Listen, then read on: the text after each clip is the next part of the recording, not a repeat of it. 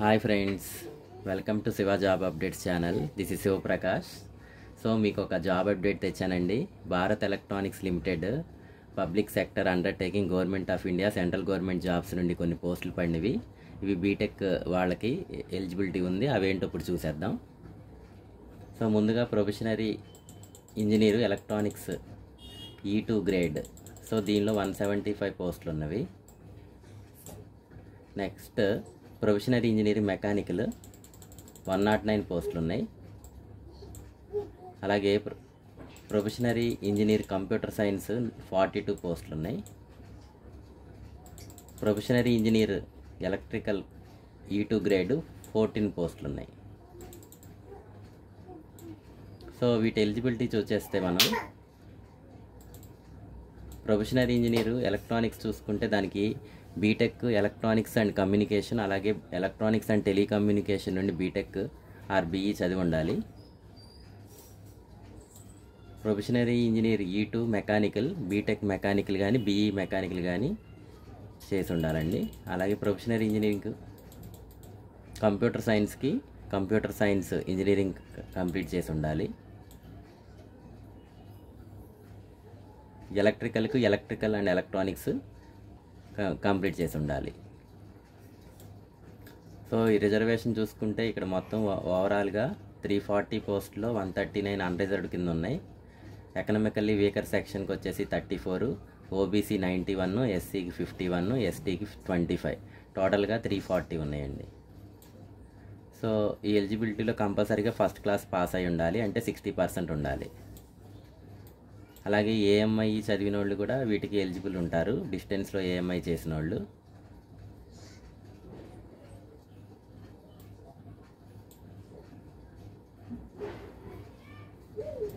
So ఏజ్కి వచ్చేసరికి ఈ పోస్టులకి 25 ఇయర్స్ ఉండాలి జనరల్ కేటగిరీ కింద. అదే ఓబీసీ కేటగిరీ అంటే 3 ఇయర్స్ రిలాక్సేషన్ ఉంటుంది కాబట్టి 28 ఇయర్స్ వరకు అప్లై చేసుకోవచ్చు. అదే ఎస్సీ ఎస్టీకి అయితే 5 ఇయర్స్ రిలాక్సేషన్ ఉంటుంది కాబట్టి అప్ టు 30 ఇయర్స్ ఉన్న వాళ్ళు కూడా ఈ పోస్టులకి అప్లై చేసుకోవచ్చు. సో ఓబీసీ వాళ్ళు నాన్ క్రిమి లేయర్ సర్టిఫికేట్ అప్లోడ్ చేయాల్సి ఉంటుందండి, సబ్మిట్ చేయాల్సి ఉంటుంది at the time of interview. Economically weaker section వాళ్ళు కూడా దానికి సంబంధించిన ఈడబ్ల్యూఎస్ సర్టిఫికేట్ అరే ఇన్కమ్ సర్టిఫికేట్ అన్నది అది ఆన్ ఆర్ బిఫోర్ ఆఫ్టర్ 1/4/2025 తర్వాత తీసుకున్నది అయి ఉండాలి. సో ఆల్రెడీ మనం నెంబర్ ఆఫ్ పోస్టులు అన్నవి చూసాము. ఎలక్ట్రానిక్స్లో 175, 109 మెకానికల్, 42 కంప్యూటర్ సైన్స్, 14 ఎలక్ట్రికల్ ఉన్నాయి.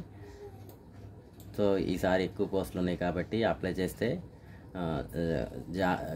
ఈజీగా కొట్టే ఛాన్స్ ఉంది మీకు. అలాగే ఇప్పుడు లేసా పోస్టింగ్ వచ్చేసరికి ఈ పోస్టులు వచ్చేసి బెంగళూరు కర్ణాటకలో ఉంది బీఈఎల్, అలాగే గజియాబాద్ యూపీ ఉత్తరప్రదేశ్, పూణే మహారాష్ట్ర, అలాగే హైదరాబాద్లో తెలంగాణలో ఉంది, అలాగే చెన్నై తమిళనాడు రాష్ట్రంలో ఉంది.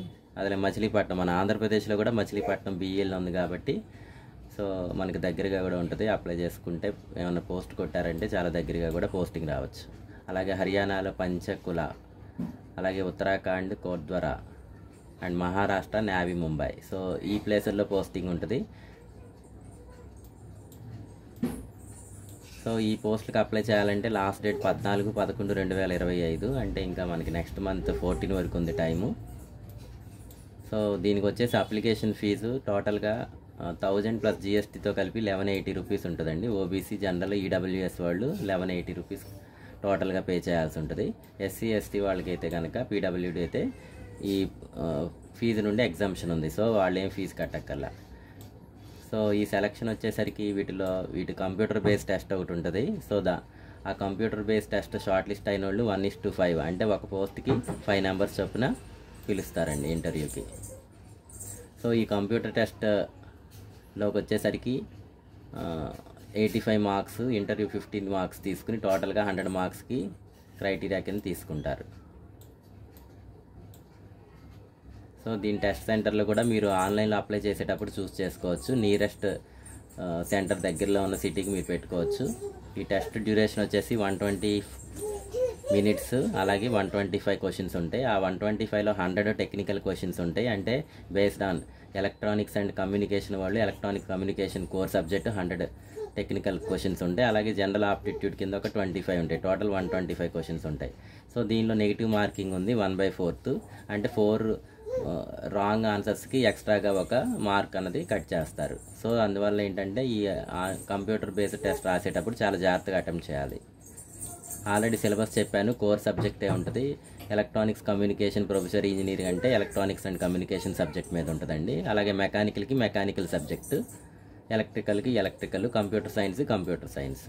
సో ఈ సబ్జెక్ట్స్ అన్నవి వాళ్ళ ఇంజనీరింగ్లో చదివిన సబ్జెక్ట్స్ మీద బేస్డ్ ఉంటుంది కాబట్టి ఆ సబ్జెక్ట్ వీళ్ళు రివైజ్ చేసుకోవాల్సి ఉంటుంది.